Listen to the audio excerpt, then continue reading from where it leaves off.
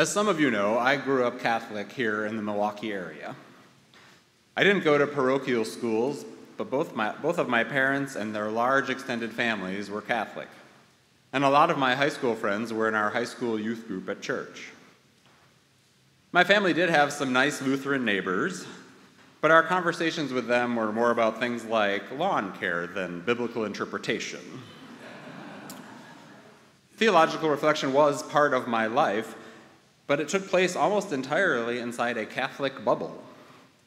It was a pretty big bubble, and it contained a version of diversity. My family went to a liberal parish, while many of my relatives most certainly did not. But any bubble recirculates the same air, and it was all variations on the theme of being Catholic. So for me, seminary was a crash course in Protestantism. Understanding Protestantism was a prerequisite for understanding Unitarianism and Universalism. And it was also a prerequisite for understanding Protestant culture, which heavily influences how UU churches do everything, from planning worship to conducting business. So for me, Protestant theology was an exciting new foreign country. I liked a lot of what I learned about Protestant thought and practice. There was the questioning of and the realignment of religious authority. That was a favorite. And as we heard last week, Martin Luther was a minister who had a wife nearly 500 years ago, while Catholicism today still doesn't allow married clergy.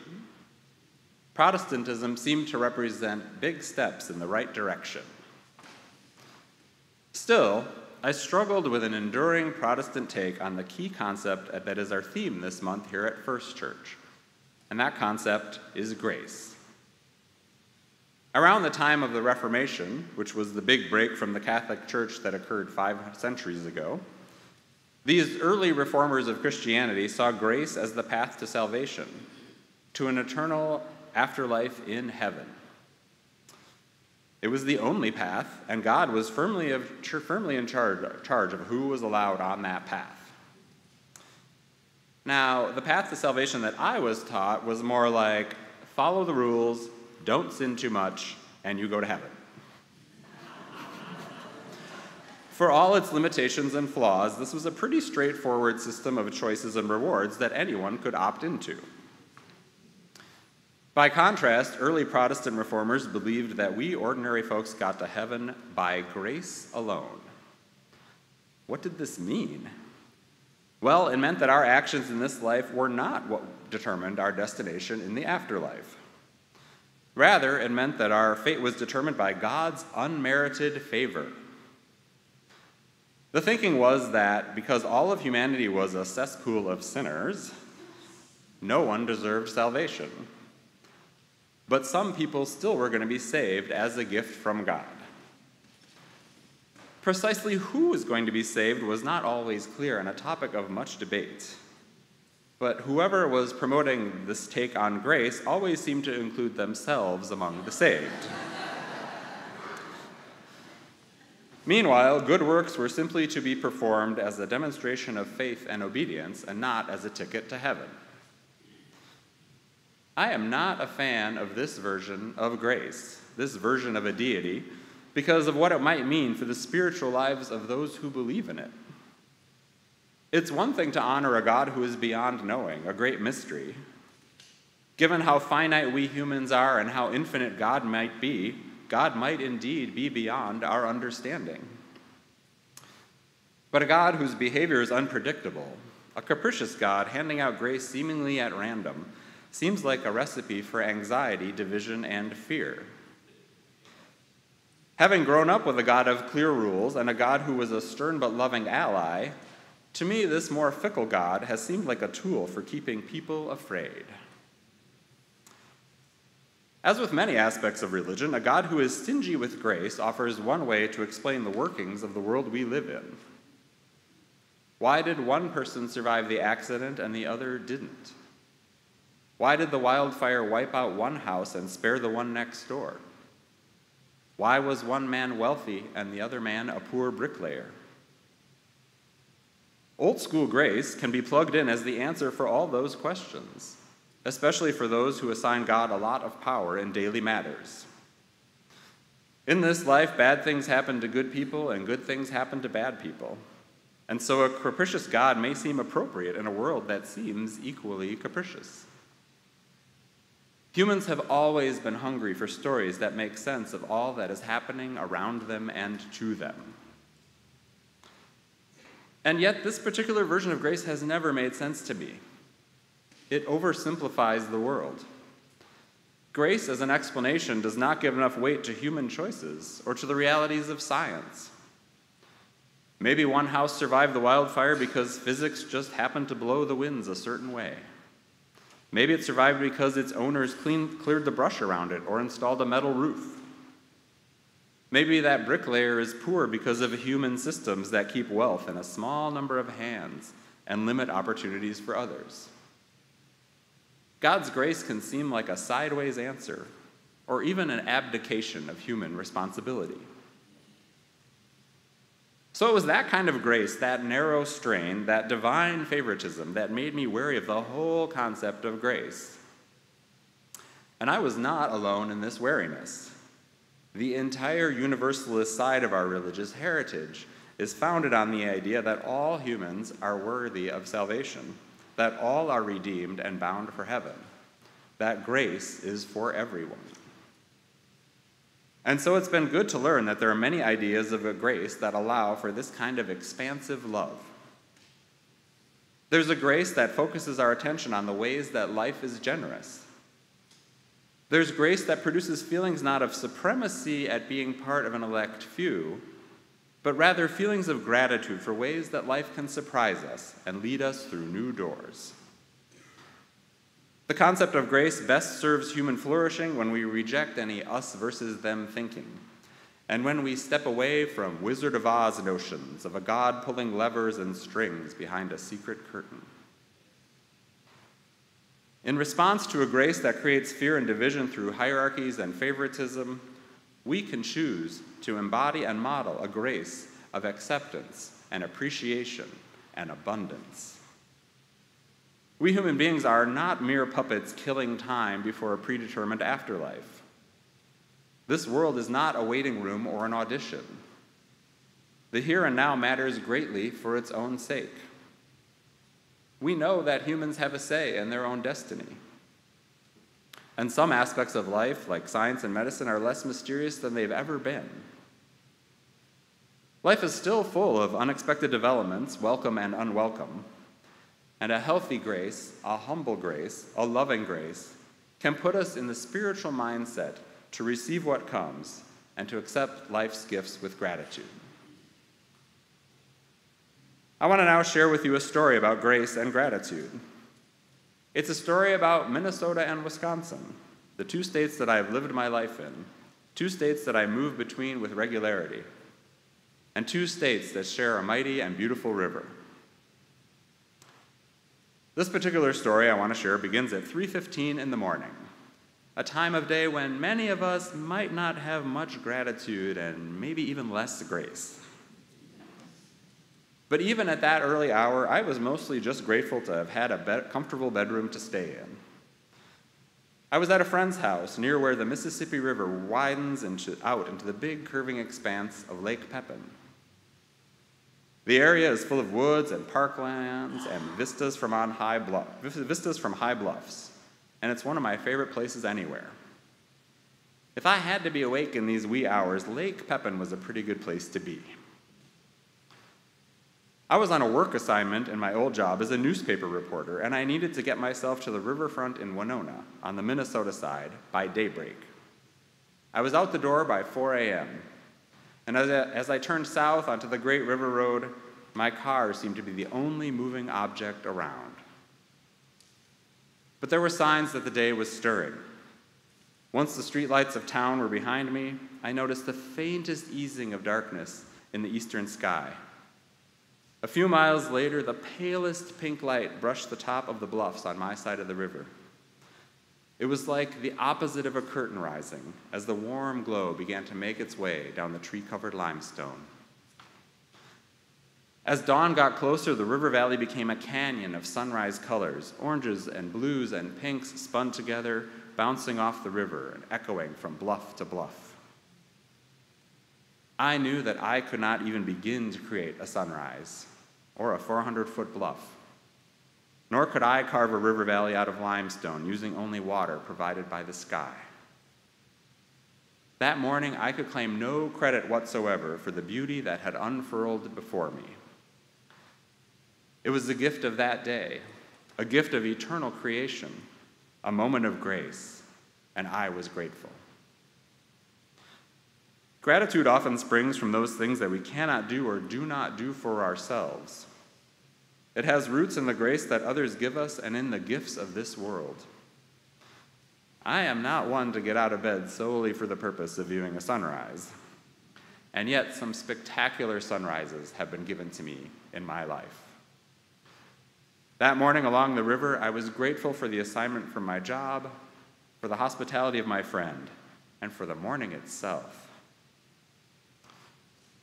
This pre-dawn drive I'm taking you on took place on one of the longest days of the year, and so when I got to Winona, the sky had quite a bit of light to it.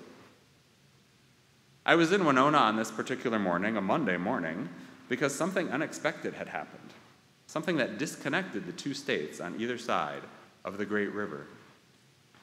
The bridge at Winona, the only bridge across the Mississippi for a 60-mile stretch, had suddenly been shut down. This was not long after Minnesota had had a shocking and tragic day, when a busy freeway bridge in the middle of a city suffered a deadly collapse. So when inspectors found some concerns on the bridge at Winona, they abruptly shut it down. The closing of the bridge meant that the thousands of people who crossed it every day suddenly faced a disorienting change. They experienced a humbling sense of powerlessness over their daily lives and livelihoods. When the bridge that we thought we were going to take to the next part of our lives is no longer available, how do we keep going? Where do we turn? The answer to that question sometimes can be found in community. Our religious community, the community of our families, the communities in which we live. I was in Winona on that early morning to witness that community's efforts to keep itself connected. Winona had grown up as a riverboat town, and with the bridge closed, it turned toward its history for a solution. Using a couple of large tour boats brought in from other cities, Winona's leaders mapped out an elaborate system of ferries and shuttle buses to try to get workers from the Wisconsin side over to their jobs in Minnesota. The planners did their best and hoped for the best on very short notice. I waited with them on the levee on the Winona side. I was standing near a monument of a steamboat, and we watched to see whether the plan would work, whether people would be willing to give it a try. We looked out across the swiftly flowing waters toward the park on the other side, and as the sun finally rose, people showed up. A lot of people showed up. They rode in on school buses from towns up and down the driftless area on the Wisconsin side of the river. Some wore business attire and some wore factory clothes. They came in such numbers that they soon filled the beach. The closing of that bridge had disrupted these people's lives, but anger was not an emotion that was in evidence. These factory workers and office workers knew that they could no more build their own highway bridge than I could build a sunrise. A crowded tour boat made the first crossing just before 6 a.m. Instead of a barrier, the river was now a means of reconnection. 1,000 commuters made the trip that day, and gratitude filled the air. So sometimes grace is highly individual, like a gift of a pink sunrise that you never thought you'd see. And sometimes grace is communal, like a boat ride you never thought you'd need. The theologian and Episcopal priest Matthew Fox is among those who view community as a source of grace. He says that in community we are meant to grace one another, to be sources of grace, healers by way of grace. And gratitude so naturally often follows. Grace and gratitude share the same Latin root, and they have traveled together for millennia. And now, on my final day as your assistant sabbatical minister, I'm going to use the final part of my final sermon to talk about a very specific kind of gratitude, my gratitude for the chance to serve you. These 5 months together have been such a gift, and my journey with this congregation is its own story of grace and gratitude. Some of you may have heard me tell this story in coffee hour, but way back when I first learned about First Church, it was by total chance. I was 21 years old and a summer intern on the copy desk at the old Milwaukee Journal newspaper. I'd been there only a few weeks when I happened to be randomly assigned a religion page article about an annual conference that was coming to town. A conference of some people I had never heard of before. They were called Unitarian Universalists. It was 1990 and General Assembly was being held in Milwaukee. If I hadn't been available at that particular moment to edit that particular article, many more years might have passed before I had discovered Unitarian Universalism. I was not in the habit of voluntarily reading the religion page. I was intrigued by what the reporter had written, so I contacted the church, and brochures came in the mail. This is how they did it back then, right? Before long, I became a member of this congregation, and I was going to brunch regularly with the young adult group over at the Knickerbocker. I was living the grace of discovery and living gratitude for what was discovered. Fast forward 30 years. I'm no longer a journalist, but I'm a mid-career minister, one who happens to be available for your senior minister's sabbatical. I submit my application and, spoiler alert, I get the job. From the start, I am blown away by the friendliness of the congregants, the skill and morale and good humor of the staff, the high level of organization, the commitment of lay leaders and volunteers, and the deep passion and spiritual groundedness of your ministers and really everyone here. My first Sunday here was the Sunday that masks were no longer required, and the joy that you all had in seeing each other's faces was a testament to how much you value each other, especially after enduring years of pandemic, trauma, and loss. In community, we are meant to grace one another, to be sources of grace, healers by way of grace. And my goodness, can I just say, if you have never joined a congregational staff in the middle of a church year, it is like parachuting onto a speeding train. It was thrilling, and there was so much to learn, and you all showed the new guys so much grace as I tried to figure it out. Figure out your systems and your traditions and your cast of characters, and like any good church, you have quite a few characters. I have so much gratitude for your grace and your embrace. Some of you have asked what I'll be up to next, so instead of answering that 100 times in coffee hour, I'm going to tell you now. First, as I mentioned in the newsletter, I'll be staying away from First Church for a period of time so that you all can refocus on your relationships with your permanent staff ministers and celebrate Reverend Jennifer's return next month. This break of 6 months to a year is a healthy and customary reset in congregations. During the rest of this year, I'll be doing some guest preaching. I'm also planning to work with the regional staff of the UUA this fall as they help congregations with the onboarding of new ministers, something I have recent experience in. For 2024, I've already got my eye on some sabbatical fill-in ministries in other cities, in no small part because this gig was so much fun. 2024 is also a time that I expect to be politically active, given that it is a critical election year. And starting in June of next year, I'll be enrolled in a Doctor of Ministry program at Pittsburgh Theological Seminary with a focus on creative writing and public theology. So my ministry will continue, and more importantly, so will yours.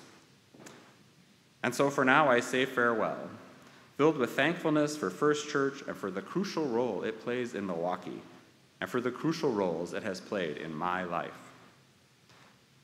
Thank you for welcoming me as one of your ministers. I leave with immeasurable gratitude, and First Church will always have a place in my heart. Amen.